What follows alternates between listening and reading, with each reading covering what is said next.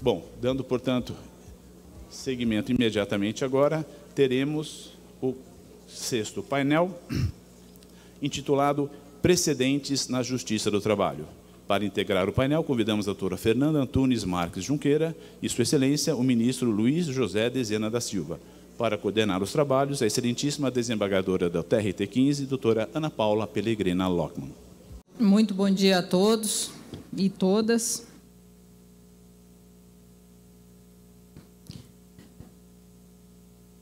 Presidente Samuel, esse realmente é um congresso que impressiona a cada ano. Nós estamos na 23ª edição. Eu tenho imensa honra e alegria em ter feito parte de várias das comissões organizadoras desse congresso, mas a cada ano ele nos surpreende. Após um período que nós não deixamos de realizar o congresso dessa crise sanitária em decorrência da pandemia do Covid-19, fizemos congressos online, voltando ao congresso, doutora Fernanda, ministro Dezena, puramente, como diz o presidente Samuel, raiz, puramente presencial, ver um palco como esse, inscrições esgotadas, ministro Augusto César, com mais de 2 semanas de antecedência, é algo que nos faz sentir muita alegria e até achar que estamos no caminho certo. E não posso deixar, sei que o nosso tempo é curto, mas não posso deixar de parabenizar, e o faço na pessoa do nosso presidente Samuel, a todos que, de alguma forma, estão envolvidos nessa construção, sejam juízes, magistrados, sejam servidores terceirizados, empresas contratadas. Realmente é de uma magnitude muito grande. E parabéns por todos vocês. Nós estamos aqui exatamente para tentar fazer o melhor. E podem ter certeza que tudo isso que vocês estão vendo é um trabalho de quase 1 ano em que nós pensamos em cada detalhe para melhor atender a vocês que estão aqui hoje. E dando prosseguimento à programação, nós vamos iniciar o 6º painel de precedentes, um tema caro, um tema complexo, um tema difícil, precedentes na Justiça do Trabalho, que ontem, por várias vezes, ele foi, ainda que a láteri, de forma indireta, foi comentado, citado nos painéis e de forma direta na conferência de abertura pelo ministro Aloysio Corrêa da Veiga. E nós temos aqui um grande estudioso do processo civil, do direito, ministro Dezena, a nossa magistrada, que é uma estudiosa exatamente no assunto, Fernanda, mas eu não posso deixar de lembrar aqui, que também foi citado ontem, o sociólogo Bauman, quando fala da modernidade líquida, e que ela é caracterizada pela fluidez, tendo em vista o estágio da nossa sociedade, das rápidas mudanças, das alterações e transições que refletem nas nossas instituições, nas nossas estruturas sociais, afetando significativamente as relações jurídicas. E um exemplo disso são as novas relações de trabalho, que tanto foi debatido aqui, como, por exemplo, as plataformas digitais, que vêm sendo corriqueiramente debatido em muitos dos nossos congressos. As novas formas de relações de trabalho, e muitas promovidas, muitas ligadas à tecnologia, e muitas aceleradas por força exatamente da pandemia que nós vivemos recentemente. E à medida que essa sociedade evolui, as relações socioeconômicas se tornam mais complexas, e acentua a possibilidade de conflitos, a possibilidade de ações judiciais, a possibilidade não, a consequência das ações judiciais, e várias delas envolvendo fatos e questões jurídicas de direito com a mesma situação, iguais. E muitas delas com decisões que vemos, com decisões díspares entre si. E isso compromete a segurança, compromete a isonomia das decisões almejadas pelos jurisdicionados, levando ao questionamento, muitas vezes, do nosso Poder Judiciário. E é nesse contexto que entra em cena os precedentes judiciais. E eu sei que eu até já falei um pouco além, mas eu não poderia deixar de relembrar que essa valorização dos precedentes judiciais, ela já remonta o ordenamento jurídico lá atrás. E ontem também foi lembrado, doutora Fernanda, que estava aqui nos prestigiando desde ontem, pelo ministro Aloysio, os famosos pré-julgados que nós tínhamos na CLT, desde 43.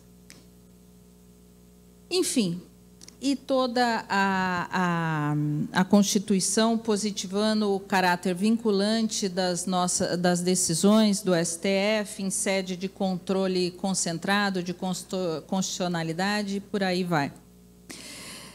Mas, como eu disse, eu já falei demais, e aqui eu tenho dois grandes estudiosos acima de tudo do direito. Eu passo a palavra imediatamente ao caríssimo ministro Luiz José Dezena da Silva, que muito orgulha esta Corte Regional do TRT da 15ª Região, que por muito tempo fez parte dela, com o seu brilhantismo nas decisões, e ele me proibiu agora, o currículo dele está aqui, e ele me proibiu de falar do seu currículo, e me pediu apenas para dizer que ele é ministro do Tribunal Superior do Trabalho. Senhor ministro, está com a palavra. Obrigado, amiga, colega, desembargadora Ana Paula, amiga de tantas batalhas jurídicas no TRT 15, mas, primeiramente, gostaria de agradecer o convite para participar desse grandioso evento, né?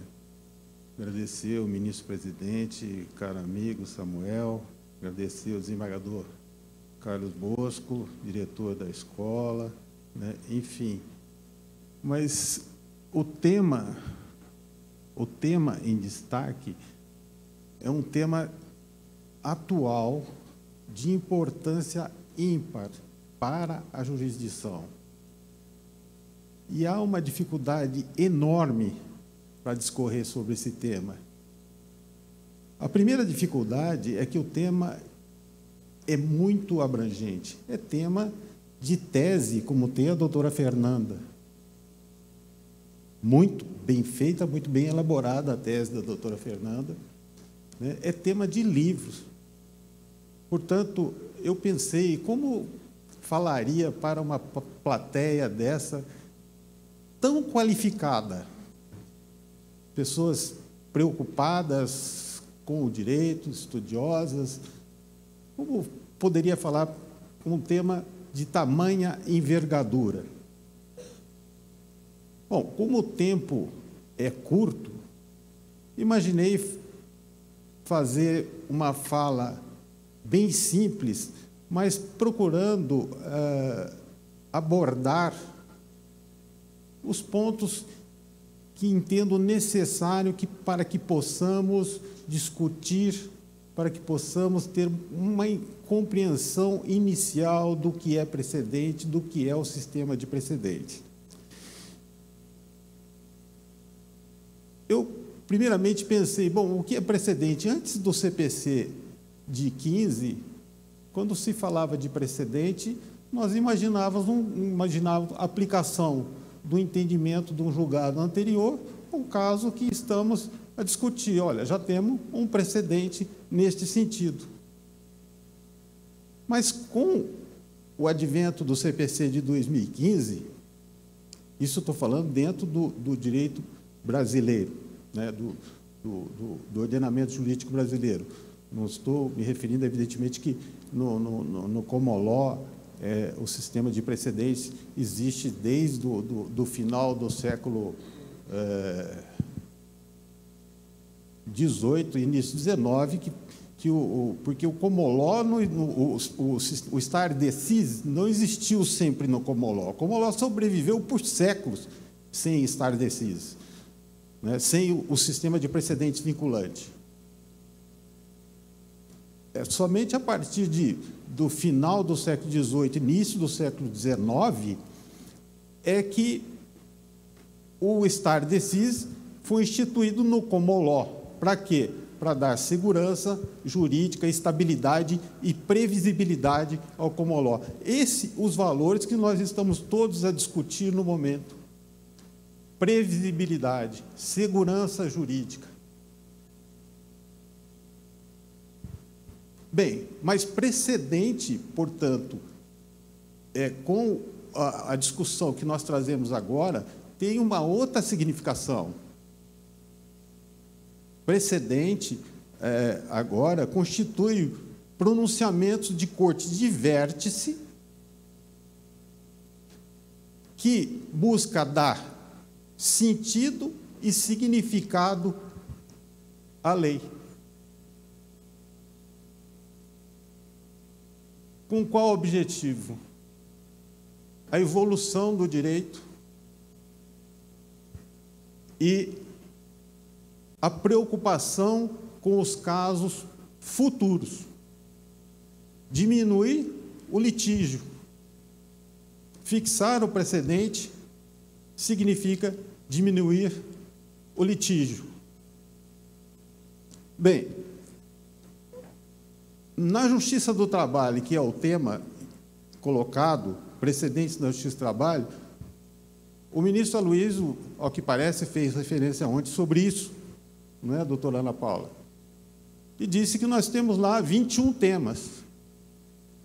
E, de fato, mas os precedentes que nós temos desses temas são os precedentes vocacionados à resolução de demanda de massa. Ou seja, a preocupação desses precedentes é a carga de trabalho do tribunal, a sobrecarga. O número de processos hoje no Tribunal Superior do Trabalho é inimaginável. Eu julguei o ano passado 26 mil processos. Se nós transformarmos isso, dividir por 10 meses, seria julgar 2.600 processos por mês. Isso é a situação que nós vivemos hoje. Essa é a preocupação, então, do CPC de 15, quando instituiu esses institutos de incidente de assunção de competência, incidente de demanda repetitiva, recurso repetitivo. A preocupação, resolver a carga de processo, desafogar os tribunais. Mas não é aquele precedente que vem, que tem a preocupação com o futuro, a evolução do direito. Não é esse o precedente. O precedente que está, de demanda repetitiva, esses precedentes são vocacionados para resolver demanda de massa. Resolver demanda de massa e garantir a isonomia de tratamento. Essa é a preocupação. Não digo que não se deva fazer, mas na verdade, se nós formos estudar o sistema de precedente, isso não é o precedente genuíno. Não é. Isso foi uma forma de tentarmos resolver, como disse, o volume de trabalho. Bem, mas nós temos a preocupação, e digo nós temos porque eu me incluo nisso, né? Aqui falo para juízes, embargadores, o juiz do chamado civil law. ou seja, da cultura continental europeu, romano-germânica. Qual que é a nossa cultura? Eu tenho independência para decidir, eu decido de acordo com o meu livre convencimento motivado. Essa é a nossa cultura. Por isso, somos tão refratários a aceitar a vinculação por meio de precedentes. Essa é a grande verdade. Se nós remontarmos a história do civil law, vamos lembrar da Revolução Francesa. Não é? Na Revolução Francesa, como todos nós sabemos, o intuito dos revolucionários, ou seja, o Le Chapelier e Robespierre, eles que foram os pais da Revolução Francesa, que surgiu pelo movimento da classe emergente, da burguesia, não é? Um movimento contra o rei, contra os senhores feudais, contra a aristocracia. Não é? Na Revolução Francesa, o juiz foi proibido de interpretar a lei. Proibido. Tanto que o Montesquieu cunhou aquela célebre locução bouche de la loi, né? O juiz, boca da lei, ou seja, o juiz só poderia declarar as exatas palavras da lei.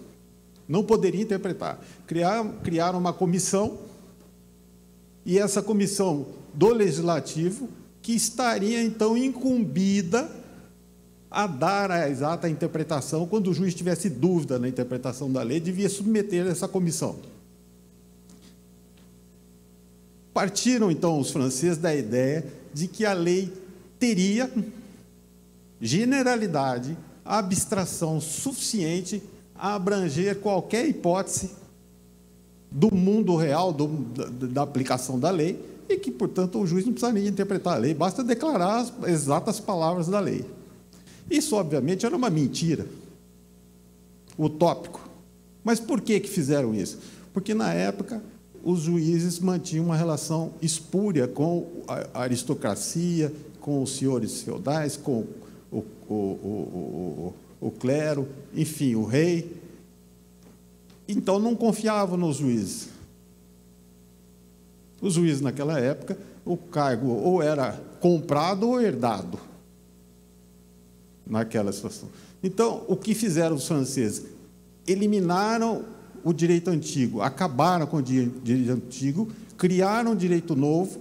Os juízes, então, tinham que declarar exatas palavras da lei, porque toda a legislação anterior à Revolução, que buscava a melhoria social, os juízes interpretavam de forma a que elas não fossem implementadas. Então, era necessário que, para que os propósitos da Revolução avançassem, era necessário que os juízes não tivessem a liberdade de interpretar a lei. É evidente que ninguém decide nada sem compreender, sem interpretar. Isso era uma mentira, uma utopia. Diferentemente, ocorreu no Civil Law, na Revolução Gloriosa, em que é vencida uma longa batalha do parlamento contra o rei.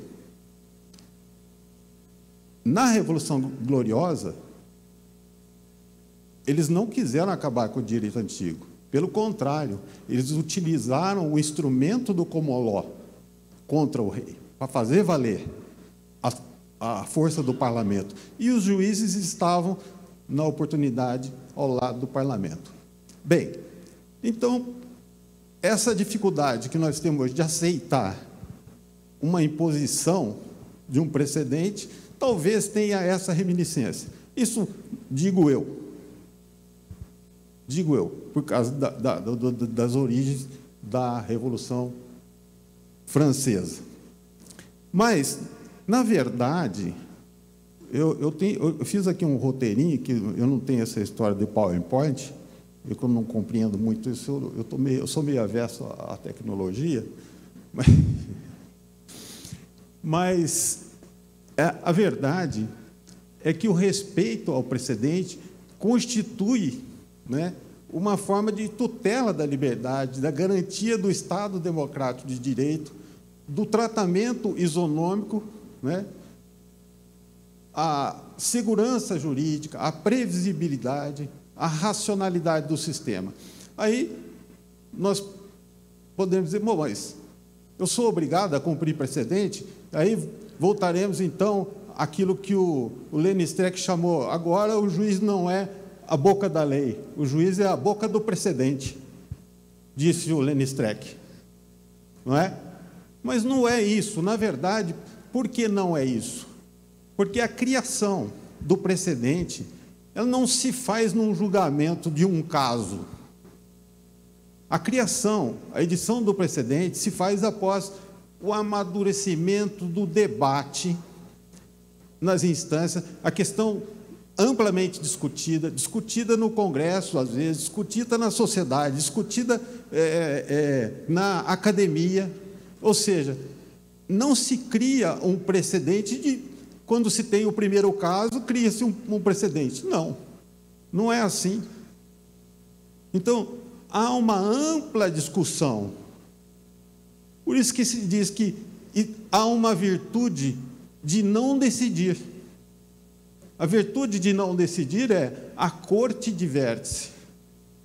A corte de vértice responsável pela edição do precedente, se o tema, se a questão não estiver amadurecida, devidamente debatida na sociedade, a corte tem a virtude de não decidir, ou seja, de não fixar o precedente. Porque ainda não é o momento, ainda não está depurada a questão. E o precedente, então, é fixado somente depois de todo esse debate, essa discussão. Obviamente que a discussão não pode ser eterna, o juiz pode falar, não, mas eu quero continuar discutindo. Não, mas nós temos um sistema de justiça e nós precisamos dar racionalidade a esse sistema. E o professor Marinoni, ele diz que, quando o juiz fala dessa autonomia do civil law, ele sustenta que isso é uma patologia. Por quê? Porque o juiz faz parte de um sistema, o sistema de justiça. É uma peça do sistema, não é? E ele, então, com essa autonomia, não pode ser maior que o próprio sistema. Ou seja, não pode ser uma fração maior que o todo. Porque senão não há racionalidade, não há previsibilidade, não há segurança jurídica. O Marinoni diz assim, vou até ler o que eu escrevi aqui para não fugir da palavra do professor. Ele diz assim, corte intermediária, contrariar precedente por não concordar com seu teor significa dizer que não há ordem e organização na estrutura do Poder Judiciário e que todas as cortes desempenham as mesmas funções dentro do sistema de distribuição de justiça.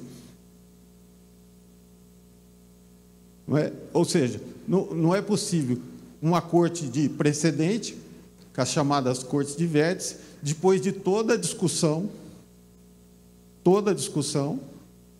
fixa o precedente já amadurecido, portanto, resolvida a questão, solucionada, e a Corte Regional diga, olha, eu não concordo com esse precedente, então eu não vou cumprir. Não tem racionalidade no sistema assim, não há segurança jurídica, não há previsibilidade, desculpe.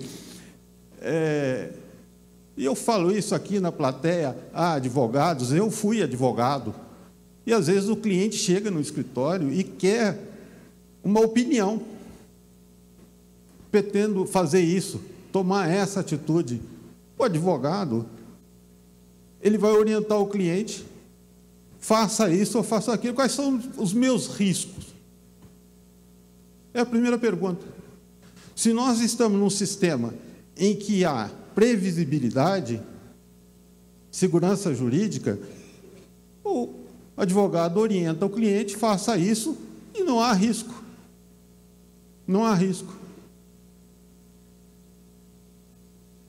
Não é? Bom, mas para compreendermos o que para estudarmos o que é precedente, não é possível que nós discutamos ou entendamos o tema sem fazer a distinção entre texto legal e norma jurídica, que não é a mesma coisa. Texto legal é o produto do legislador, com conceitos normalmente abertos, abstratos e com generalização. Norma jurídica é o resultado da construção interpretativa do Poder Judiciário. O Poder Judiciário, utilizando suas técnicas de interpretação, reconstrói a norma, isso dentro da teoria lógico-argumentativa, que, a meu ver, deve ser a mais aceita em sistema de precedente, ou deve ser a única aceita, porque a teoria descritiva ou descritivista, não é, que o juiz a lei teria um significado unívoco, né? Essa é uma teoria que não é aceita e não seria possível aceitar essa teoria se quisermos trabalharmos com o sistema de precedente. Bem, além de texto e norma, ou seja, norma jurídica, portanto, e eu digo isso porque se nós pegarmos o CPC, o artigo 966, inciso 5, hoje, lembre-se que no artigo 485 do CPC de 15, no inciso 5, falava em violação da lei, literal disposição de lei. Hoje não. Rescisória, cabe violação manifesta da norma jurídica. Norma jurídica. E, às vezes, a gente tem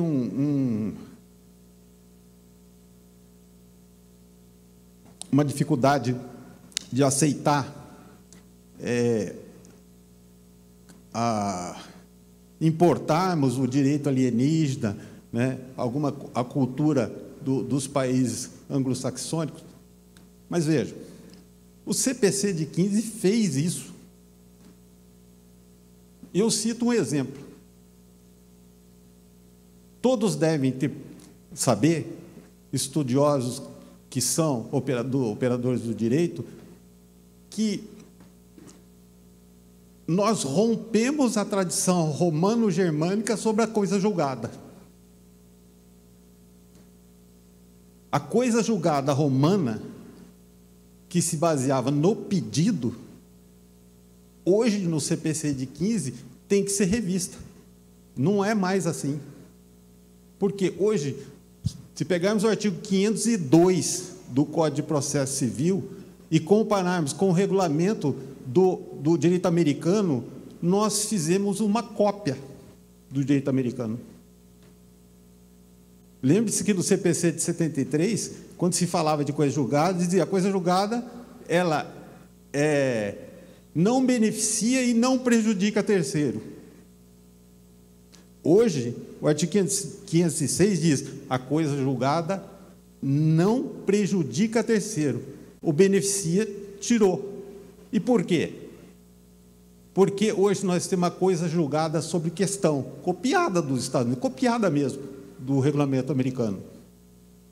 E isso é importante, né, principalmente para os advogados, na orientação dos clientes, porque a formação da coisa julgada sobre questão implica em aquele que tem contra si a coisa julgada não poder discutir mais essa questão em outro processo, ainda que esteja em face de outra parte. Lembra? Quando a gente fazia o exame se havia coisa julgada ou não, nós procurávamos identificar parte pedida e causa de pedir. Hoje, não. Parte. Eu cito o exemplo. No Código de 73, o artigo 5º e 325 falava em ação declaratória incidental para obter efeito de coisa julgada. Por exemplo, ação declaratória de paternidade, ou ação de alimentos. Ação de alimentos. O juiz, para reconhecer a obrigação de pagar alimentos, teria que reconhecer a relação de parentesco. Ele é filho, portanto, deve alimentos. Esta parte do julgado não fazia coisa julgada. O que fazia coisa julgada é que ele deve alimentos. Hoje, essa questão faz coisa julgada. Uma ação de petição de herança, no futuro, ele não vai poder, outro juiz não vai poder dizer que ele não é pai. Num acidente de uma ferrovia, de trem, várias vítimas, um entra com ação, reconhece a culpa da empresa ferroviária, tem 100 vítimas, os outros 99 entram com ação, a empresa não vai poder discutir mais essa questão se ela tem ou não tem culpa do acidente. Todos se valem dessa coisa julgada. Vai discutir só se estava no acidente, quanto que é o dano, e isso.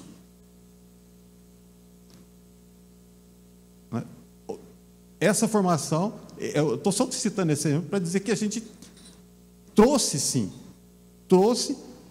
para o Código de 15 legislação alienígena. Copiamos mesmo a legislação americana sobre isso.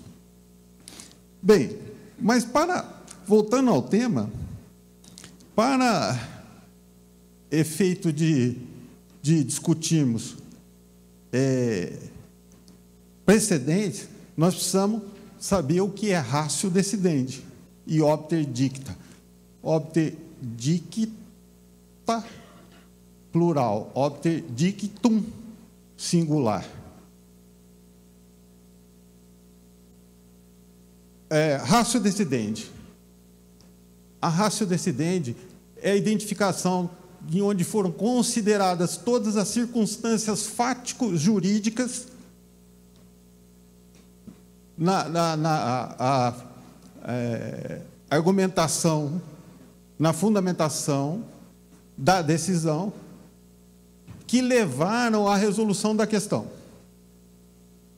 Todas essas circunstâncias fático-jurídicas é a ratio decidendi. Obter dicta é aquilo que foi dito, o próprio termo, né, iter, o iter de passagem, foi dito a latere, que não tem importância para a conclusão da questão decidida.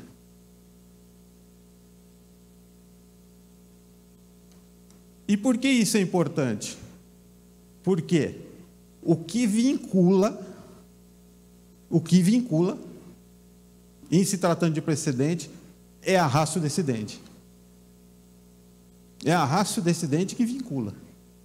Quando nós vamos aplicar um precedente, nós temos que investigar a ratio decidendi, num quadro de comparação, os casos semelhantes, para ver se realmente, naquela hipótese, é ou não de se aplicar o precedente. Cito um exemplo, para melhor fixar. O precedente 932 da tabela de repercussão geral do Supremo Tribunal Federal. Cuida do quê? Cuida da responsabilidade objetiva do empregador de acidente. Responsabilidade objetiva. E por que isso? Porque havia uma discussão sobre se incide o parágrafo único do artigo 927 do Código Civil ou não nas questões de acidente do trabalho. Havia essa discussão. Por quê? No artigo 7º, inciso 28 da Constituição Federal, ele fala somente em dolo ou culpa. Dolo ou culpa. Então, havia tese. Olha, não se aplica o parágrafo único do artigo 927 do Código Civil no processo de trabalho, no acidente de trabalho, não há responsabilidade objetiva do empregador. Havia algumas decisões, não, o artigo 2º, parágrafo 2º, diz que a responsabilidade é sempre do empregador, é sempre objetiva. Então, havia duas correntes. Bem, o Supremo Tribunal Federal resolveu isso. Aplica o parágrafo único do artigo 927. Então, digamos que nós aqui estamos para decidir um caso. A inicial pedindo lá as verbas, a indenização decorrente de acidente, e a defesa. A inicial descreve o acidente, o que aconteceu, e diz, sustenta, olha, responsabilidade aqui do empregador é objetiva. Tema 932. Então, aí vem a defesa, não é, aqui eu não tive culpa nesse acidente. Bom, ou diz, não aplica a responsabilidade objetiva. Como que nós resolvemos isso para julgar, para aplicar o precedente? Olha, simplesmente não dá para aplicar o precedente sem conhecer a ratio decidendi. E quando nós vamos na ratio decidendi desse precedente, nós vamos verificar que o Supremo Tribunal Federal reconheceu, sim, aplicável o parágrafo único do artigo 927 do Código Civil em acidente de trabalho, mas em atividade de risco extraordinário. Não é em qualquer atividade. E lá, o caso julgado, me parece, salvo erro de equívoco de memória, me parece que foi um caso de empresa de segurança, de transporte de valores, enfim, que era realmente uma atividade de risco. Bom, aí, identificada a ratio decidendi, vamos então ao caso que temos para julgar. Se nós tivermos um caso para julgar, é evidente que não vai ser um caso de transporte de valores, como foi o que disse o Supremo. Se for, melhor, mas é óbvio que não é só isso. Por exemplo, nós temos reconhecida a responsabilidade objetiva de motoristas, de caminhão, carreta, motoboy. Então, se for um acidente dessa atividade que nós reconhecemos que é de risco, aplico a ratio decidendi, portanto, a responsabilidade do empregador é objetiva. Tema 932. Mas se não for, se for um acidente que todos nós estaríamos sujeitos, né? Um acidente que não decorre de um risco extraordinário da atividade. Não, então, não está dentro da ratio decidendi. Portanto, não aplica o precedente. Simples assim. Mas é preciso que se tenha em mente que o que vincula é a ratio decidendi. São os motivos determinantes que levaram à conclusão da questão decidida. Bem, e para efeito de precedente, o resultado da demanda em que o precedente é criado é de somenos importância. Interessa somente às partes. Se o recurso é julgado, dado provimento ou negado provimento, pouco importa. Por isso que digo que a ratio decidendi é o que importa, não o dispositivo, que importa somente as partes. E no direito americano, eles dão tanto valor a isso, ao precedente, porque se eles têm lá um caso a ser julgado, em que o precedente já está desgastado e vai ser revogado, o que eles chamam de overruling. Mas se constata que a época em que o negócio jurídico em disputa foi realizado, o precedente vigorava e as partes, os atores sociais envolvidos naquele negócio jurídico tinham confiança justificada no precedente. Veja a questão interessante. Eles aplicam o precedente para a solução daquele caso e revogam o precedente, prospectivamente. Ou seja, há de se fazer a análise se há ou não a confiança justificada, porque se o precedente, todo mundo já tinha conhecimento que o precedente estava desgastado e ia ser revogado, e fizeram um negócio jurídico fiado naquele precedente, não havia confiança justificada e, portanto, não daria razão ou não aplicariam o precedente.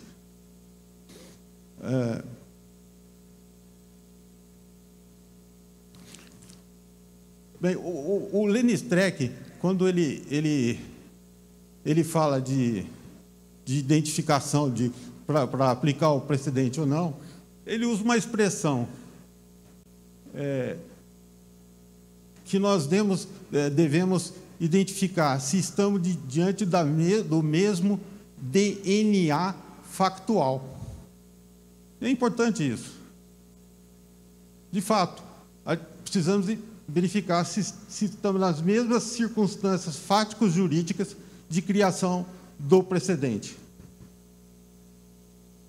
E como eu disse, então, o precedente pode ser revogado, superado, né, pela corte que o criou,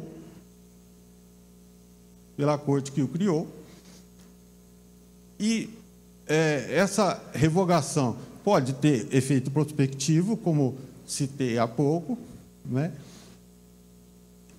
E quando o precedente passa a não mais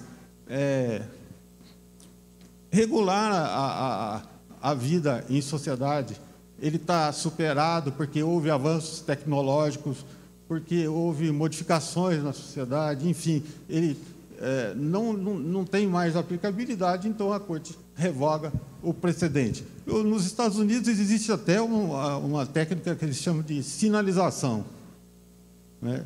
E eles mandam um aviso para o Legislativo, dizendo: olha, vocês criam uma lei, resolvam a situação, porque na próxima sessão que a Corte se reunir, o precedente será revogado.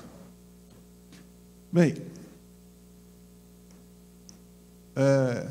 eu ainda teria muito mais a dizer, mas acho que o meu tempo já está... A doutora Ana Paula está me cutucando aqui. Bom, a superação, então, é quando há uma inconsistência sistêmica do precedente, enfim, supera, revoga o precedente. Aí poderíamos falar aqui de transformação do precedente, de reescrever o precedente, né, que o americano chama de transformation, overriding, né? Mas o tempo urge. Mas, no final, eu queria dizer ao final que parece que o ministro Aloysio já fez essa colocação aqui ontem, sobre corte de vértice, o papel institucional da corte de vértice. É preciso repensar isso. O Tribunal Superior do Trabalho não é corte de correção, não é uma terceira instância. Não é possível que o Tribunal Superior do Trabalho fique resolvendo o caso, corrigindo o caso. A Corte de Vértice, ela deve dar sentido e significado à lei. O Tribunal Superior do Trabalho é responsável por dar sentido e significado à legislação do mundo do trabalho.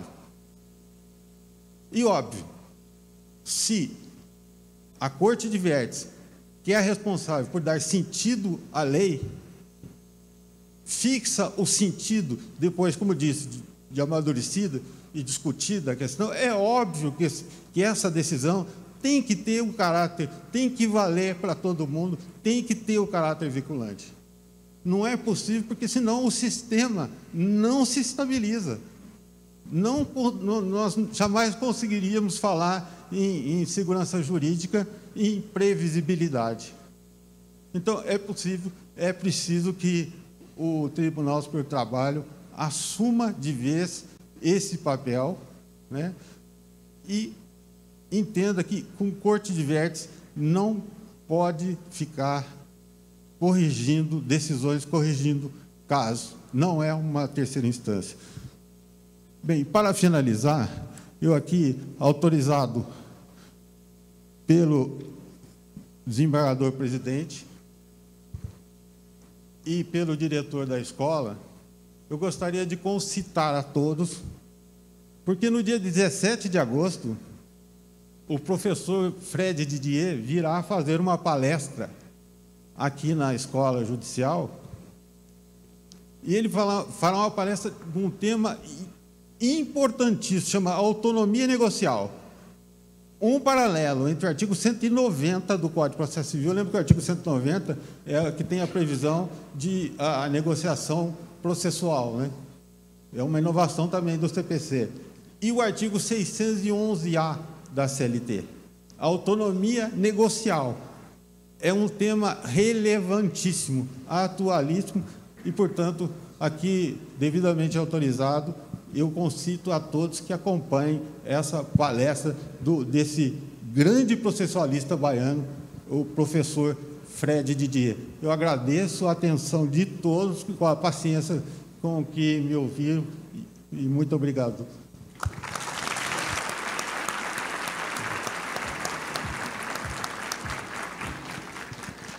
Sua Excelência começa timidamente e dá uma aula para todos nós, para essa plateia.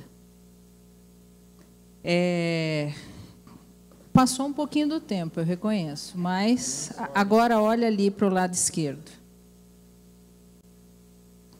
Isso é o que passou.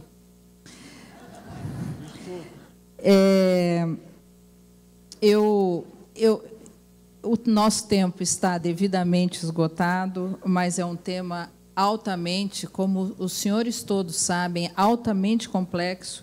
Importantíssimo, ministro Dezena, as suas colocações para nós refletirmos, inclusive para, muitas vezes, tentar entender o DNA factual, como Sua Excelência bem colocou, de Lênio Streck, e, principalmente, pensar na ratio decidendi que nós temos visto em tantas decisões da Corte Maior, Supremo Tribunal Federal, em relação às questões trabalhistas. Não são poucas, confesso que hoje, antes eu sabia no dedo, hoje eu não lembro mais.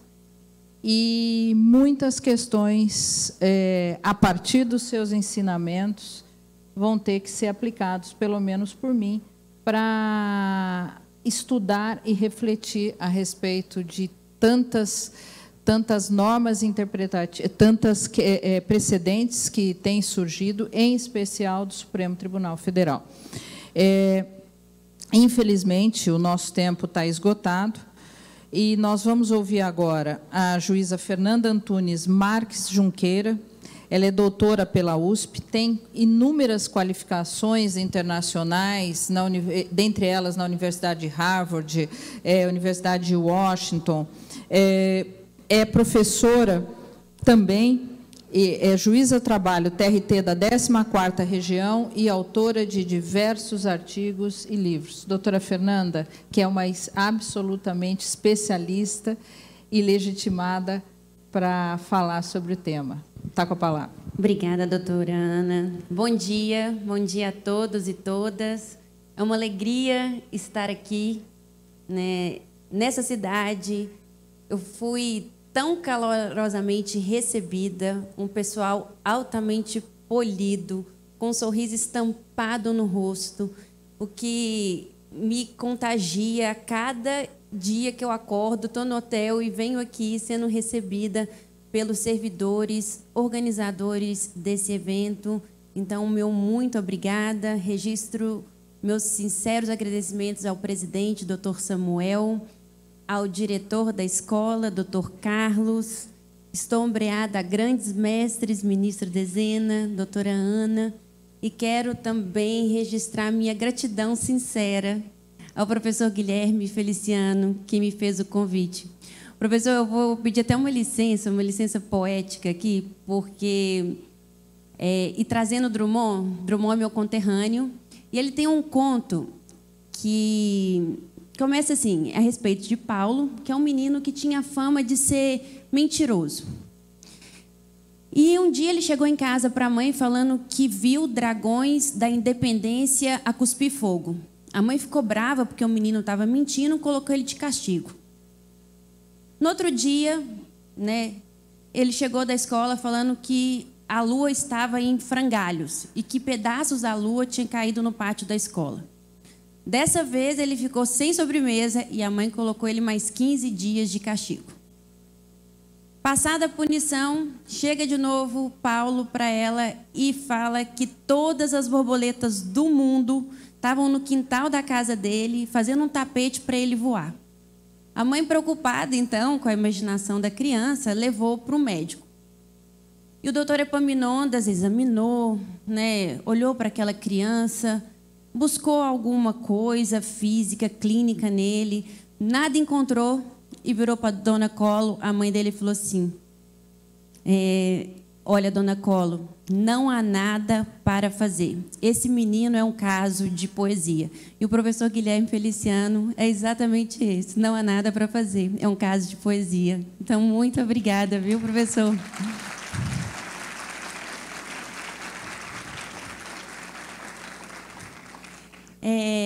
Sem maiores delongas, porque eu sei que estamos premidos pelo tempo. O tema é instigante, o tema, além de instigante, ele é muito falado. E ele é tão falado que Michele Tarufo dizia que, se tratando de precedentes, ministro Dezena, você poderia ir numa prateleira de supermercado e vai encontrar várias obras tratando sobre o tema.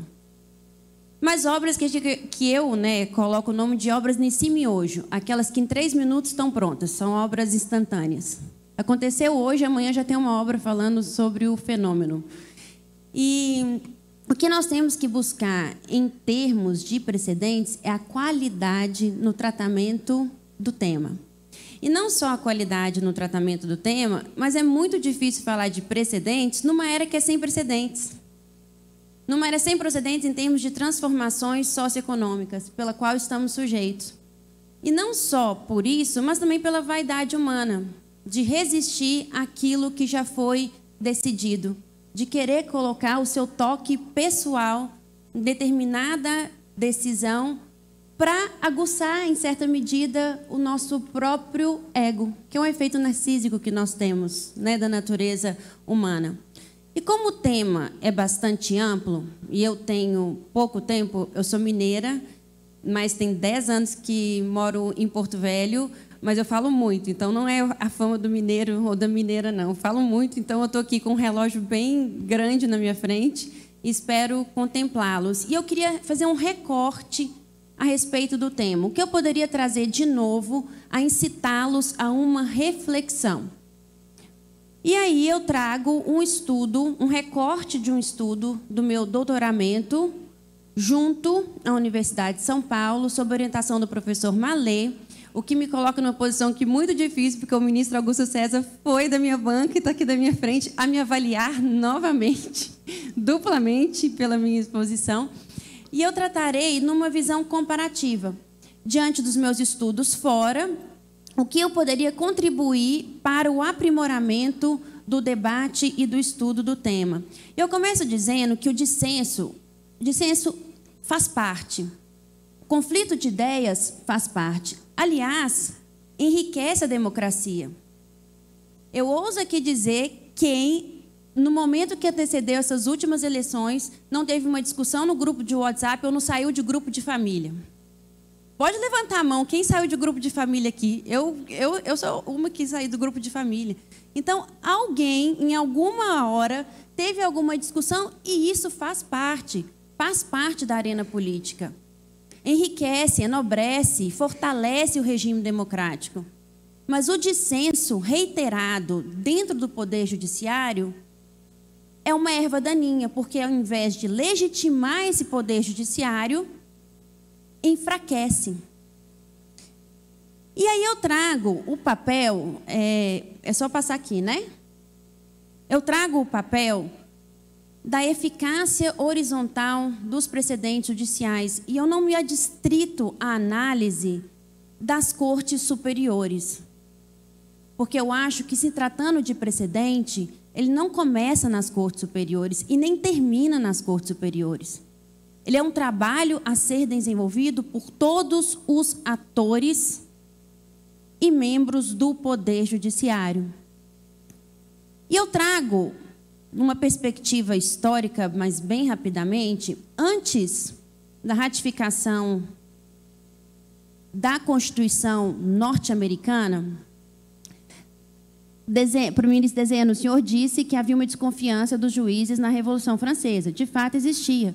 Mas os americanos também tinham desconfiança do Poder Judiciário. Eu acho que os brasileiros ainda continuam com essa desconfiança dos juízes. Mas, de toda forma, para que um país recém-liberto das arbitrariedades da coroa britânica, eles não queriam uma Constituição a centralizar novamente o poder.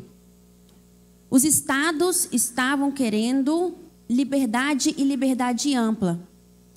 Para, então, que fosse possível o texto único, né, a unificar aqueles estados recém-libertos, houve um papel de persuasão. E esse papel de persuasão foi feito através dos que eles chamam de papéis federalistas.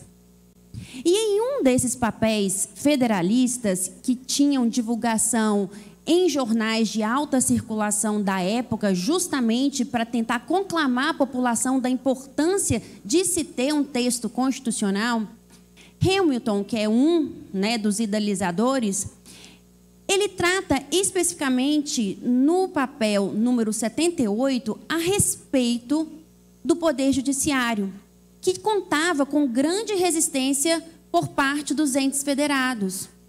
E por que tinha resistência? Justamente porque o Poder Judiciário tinha vínculos muito fortes com a aristocracia britânica. Então, eles desconfiavam daquele Poder Judiciário.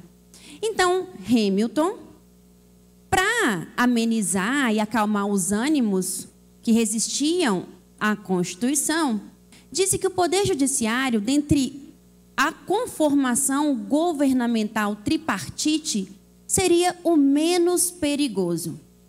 E por que seria o menos perigoso? Porque ele não teria a força do exército, ele não teria a arma, e muito menos o Poder Judiciário tem controle sobre o tesouro. E por não ser munido desses artefatos, fazia com que o Poder Judiciário fosse o mais dócil de todos os poderes. Aí eu pergunto, será que a prolepse de Hamilton estava correta? O Poder Judiciário é, de fato, o poder menos perigoso dentre a conformação tripartite, comparados ao Poder Legislativo e ao Poder Executivo? E eu dou um exemplo aqui da Suprema Corte norte-americana, porque estamos lá.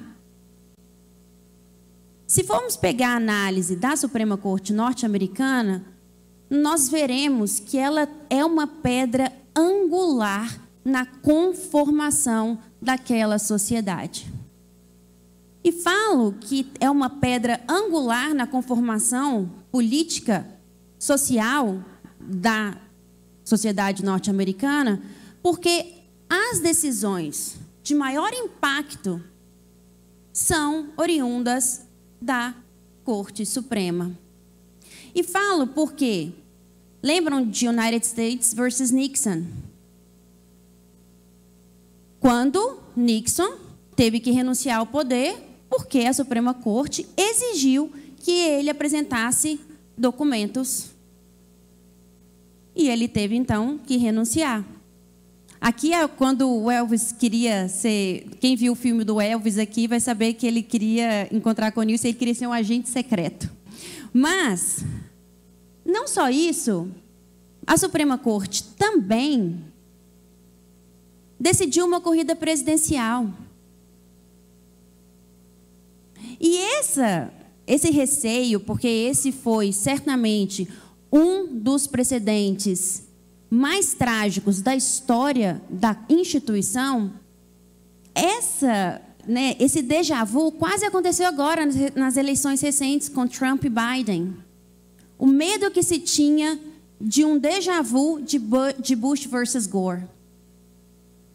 Não só decidiu uma corrida presidencial, que foi altamente criticado pela Justice Ginsburg na época, mas agora, recentemente, numa decisão triste por conta da atual composição da corte de maioria conservadora republicana a revogação de um precedente centenário, que é Roe versus Wade, com a possibilidade de interrupção prematura da gestação e a proibição agora em Dobbs versus Jackson, a incentivar clínicas clandestinas e uma corrida imigratória dentro dos Estados Unidos para que mulheres possam ter acesso ao sistema de saúde de modo a interromper a gestação, né, de forma prematura. E aí, eu pergunto a vocês, seria a visão de Hamilton a correta? Se ter em mira aí hoje, a conformação da Suprema Corte norte-americana? E eu pergunto, quem guarda esse guardião? Na Dinamarca, porque eu sou apaixonada, um dos meus livros prediletos é Hamlet. Eu adoro Shakespeare. Inclusive, eu trouxe para o meu filho um livrinho de Shakespeare, e aí eu lia para ele toda noite. Ele tem 9 anos hoje, o Theo. E aí ele faz, né, porque eu acho que a criança tem que ter acompanhamento hoje com psicólogo e tudo mais, por conta, né, de rede social, isso tudo é outra realidade da qual eu não era inserida, agora que fui tragada para essa nova realidade. Inclusive, a gente tem depois os feedbacks da psicóloga, né, sobre como que a gente deve atuar, como que não.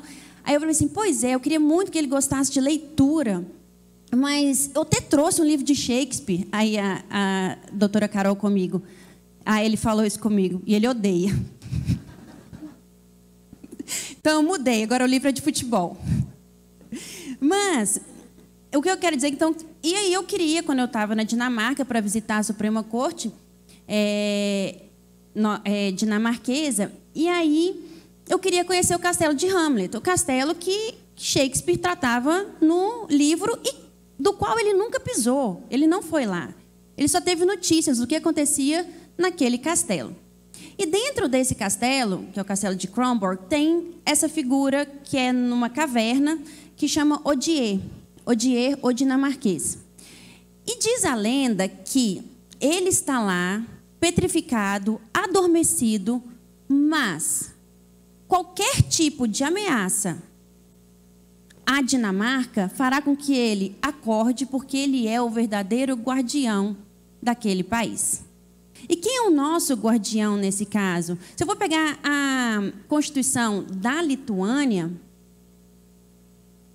a Lituânia tem expressamente no artigo 5º que o escopo do poder tem que ser limitado pela Constituição.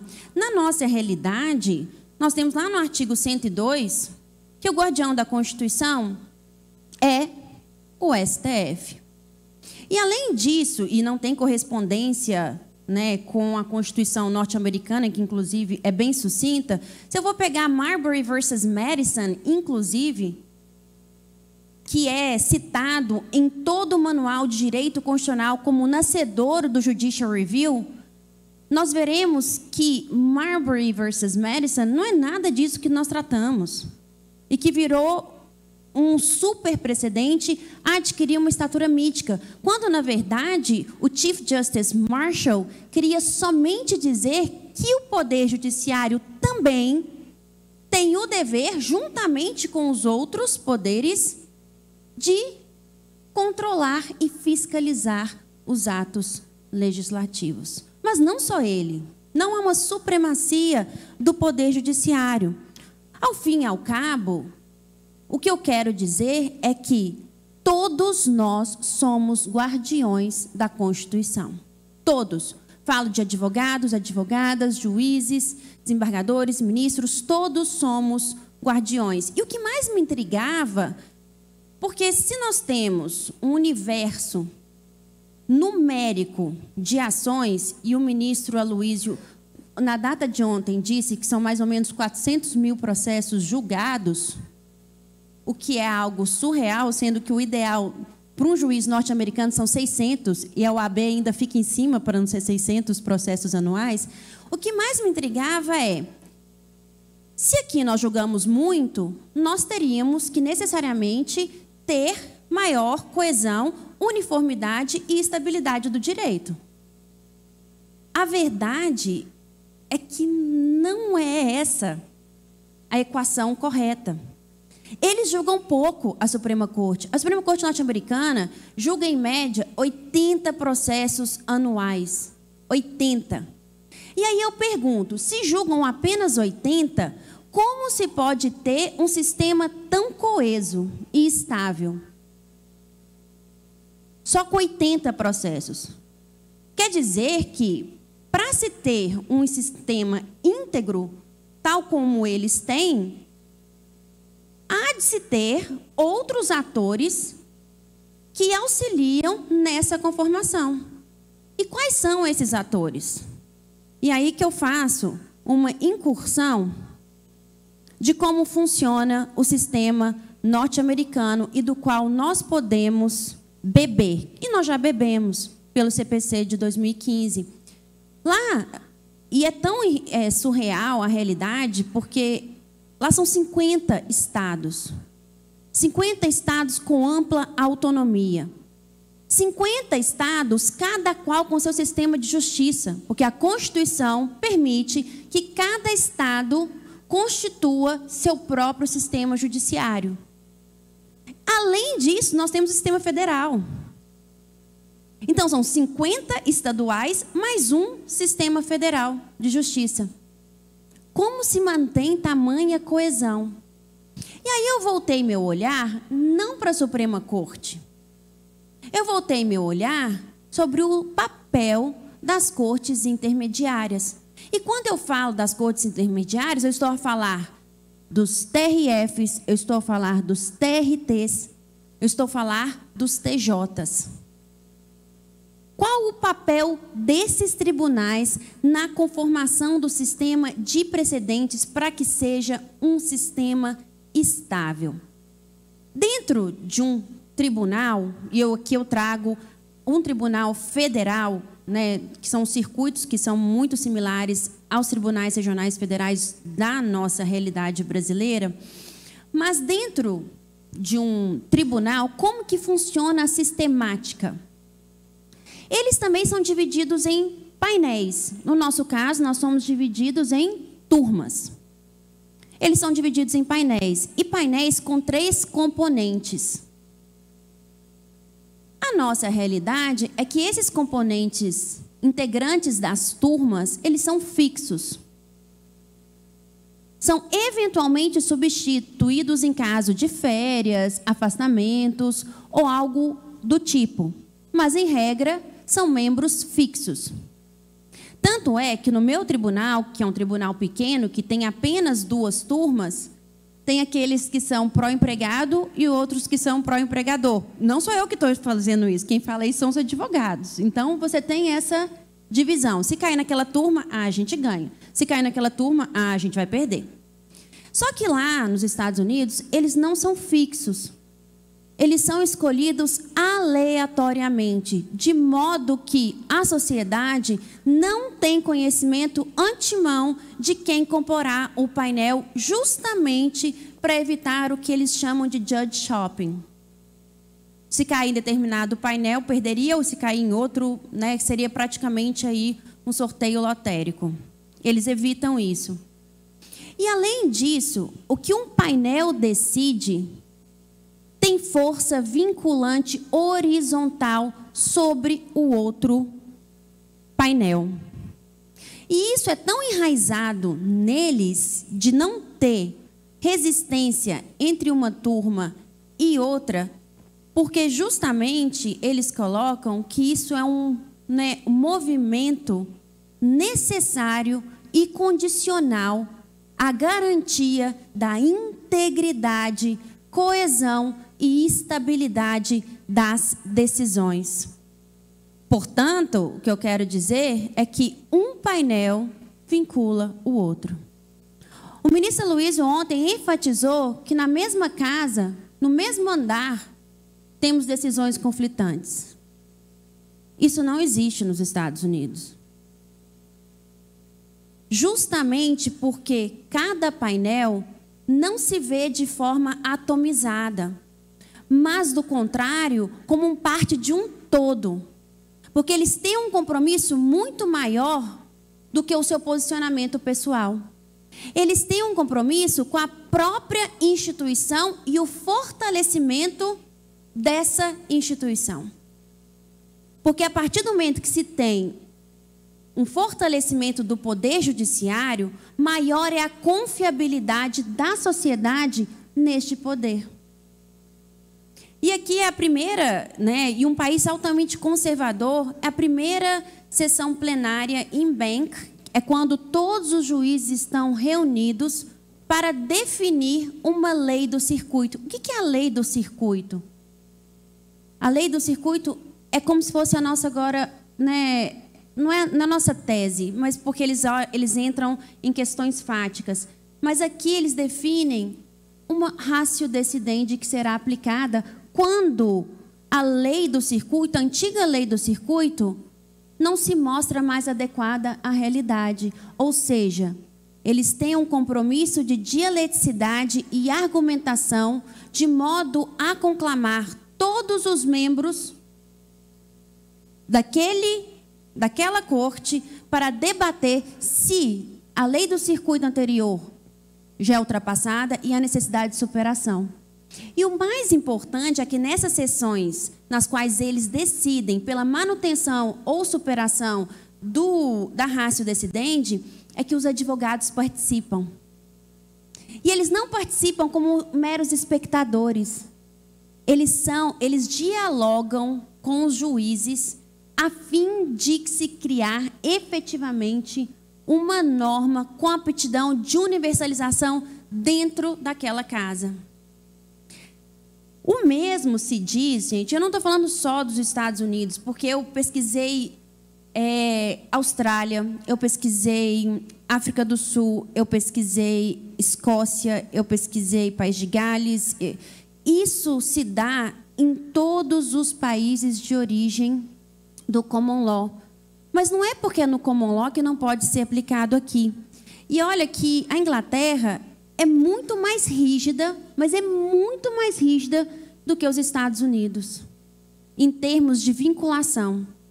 E de igual modo, eu já ultrapassei o meu tempo aqui, já estou com um negocinho vermelho, numa estrutura do judiciário, que nós temos na base as cortes magistrais, logo em seguida a High Court of Justice, que pode funcionar tanto como primeira instância, como também instância revisional, a Corte de Apelação, que é uma corte única, e agora, desde 2009, a Suprema Corte do Reino Unido, que era a antiga House of Lords. De todo modo, nessa estrutura piramidal, não somente se assiste a uma eficácia vertical dos precedentes, mas dentro, por exemplo, aqui da High Court of Justice, que tem essas divisões, que a Chancery Division lida com patentes, questões civis, a Queen's Bench Division lida com questões criminais, a Family Division com questões familiares, mas dentro dessas divisões também se deve tributo aos painéis anteriores, de modo que numa casa não haja decisão conflitante. E em caso de necessidade de revisitação da ratio decidendi, o debate é denso entre os membros. E eles não pensam o contrário, entendeu? Porque é parte da integridade sistêmica, justamente porque a atenção aqui não é da Suprema Corte do Reino Unido. A atenção aqui está nas cortes intermediárias e do seu papel fundamental para que tenhamos um sistema de precedentes, um sistema verdadeiramente precedencial, o que hoje a gente não tem. E falo também, da mesma forma, da Corte de Apelação, que conta com 2 divisões. Igual modo, não se tem decisões conflitantes. E eles têm, inclusive, um mecanismo, muito mais rígido de superação.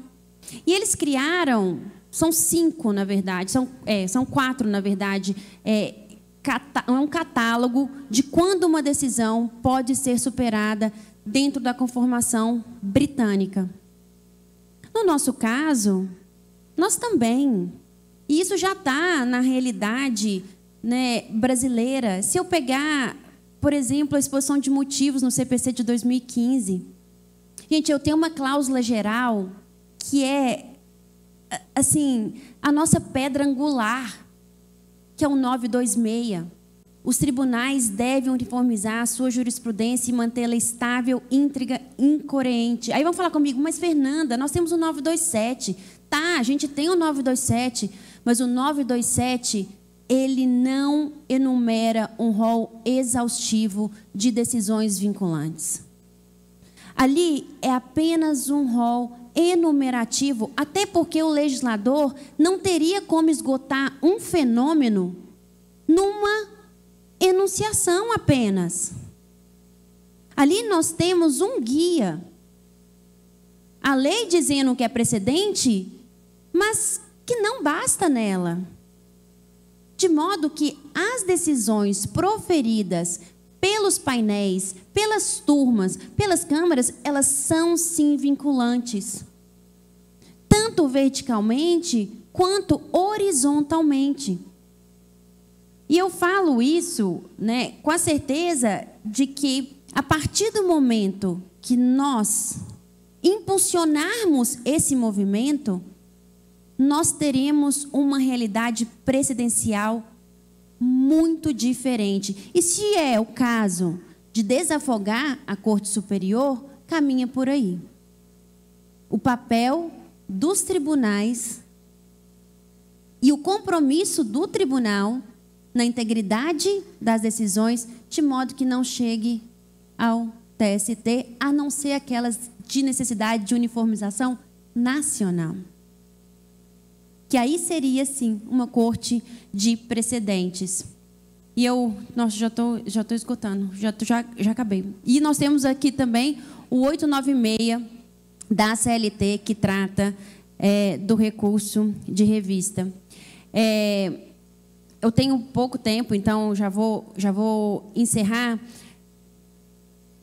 É um tema para mim que é muito caro, inclusive que impulsionou uma alteração no regimento interno do meu tribunal.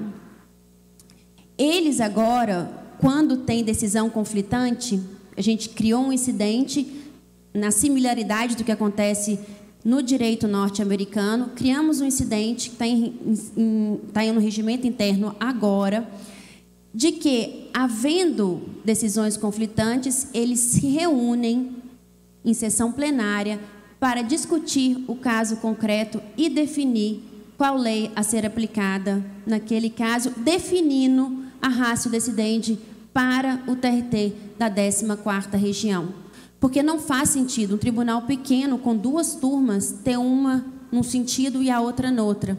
E criamos esse incidente que é simplificado, muito diferente do IRDR, que o IRDR implica suspensão dos processos, o que não é o caso do incidente de uniformização in-bank, que é bem singelo, havendo necessidade de superação, também se reúnem de forma plenária a definir uma nova lei para a 14ª região. E aqui, gente, eu acredito que eu vejo o sistema de precedentes como o menino que carrega água na peneira, de Manuel Barros. Sabe, nós estamos aqui todos, né, nesse novo contexto, a preencher esses vazios.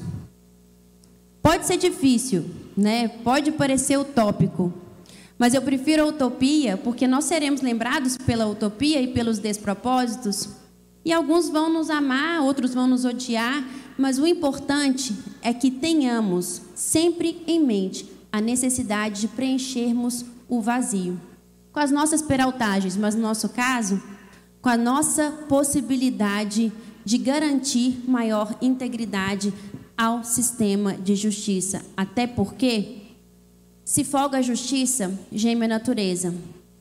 Mas, se fortalece e se legitima a natureza, também enobrecida estará a natureza. É isso, gente. Muito obrigada. Espero ter contribuído, né, com o debate.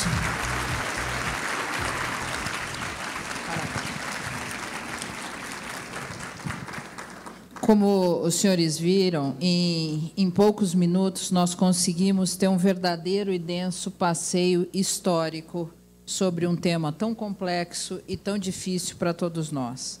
Nós estamos, infelizmente, muito atrasados, mas eu só queria fazer uma colocação que não mais de um minuto. Senhores ministros, nós não temos números tão grandiosos quanto da Corte Superior do Trabalho, mas nós somos uma corte intermediária, um TRT, que dos maiores do Brasil, o segundo maior do Brasil em movimento processual. E posso dizer que nós estamos tentando resolver, pelo menos, a nossa demanda de massa.